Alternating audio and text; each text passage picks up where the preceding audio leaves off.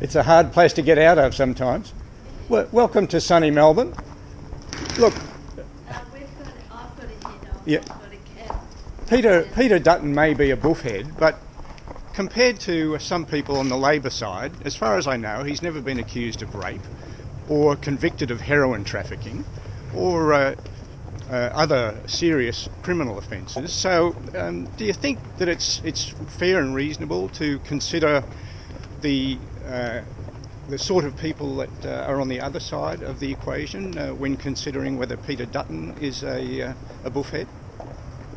Well, no, I don't think that when you're talking about whether someone's made a political mistake or said something that represents that is indicative of their values, then I don't suppose you bring other people in to make an immediate comparison, especially on matters that are unsubstantiated and completely unrelated to what we were talking about. Have you ever sat at a table across from Bill Shorten and briefed him on a serious financial scandal by any chance?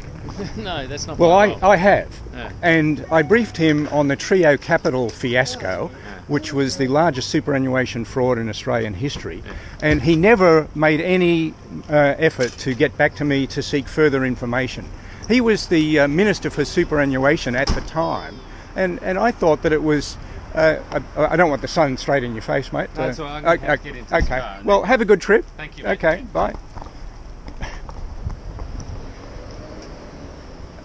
Bill Shorten was the Minister for Superannuation in July of 2012 when, at the request of various victims of the Trio Capital fraud, I attended a meeting in Sydney. I flew at my own expense from Melbourne to Sydney to attend the meeting and brief Bill Shorten in his capacity as then Minister, the head of ASIC, Greg Medcraft at the time, and a bloke by the name of Ross Jones, who was there for APRA.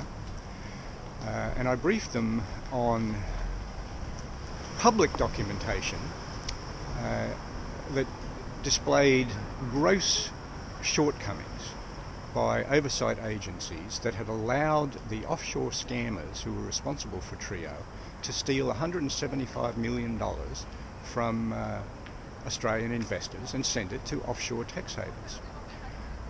I asked scores of questions in my briefing, to which I expected some response, and I was looking forward to an opportunity, given suitable legal sanction, to be able to answer some of those questions. And neither Mr. Shorten nor Mr. Medcraft nor Mr. Jones ever bothered to get back to me about the material that I had supplied to them in person on the 5th of July 2012. Now, Bill Shorten is putting himself forward as the Prime Minister of Australia. My experience in dealing with him left me with the impression that I may as well have been talking to three brick walls as to those individuals, and I wouldn't trust any of them with the senior positions that they then held, nor obviously would I trust Bill Shorten to be the Prime Minister of Australia for a variety of reasons, one of which is my personal experience in relation to the Trio Capital scandal. Bill Thompson for Outside Insiders.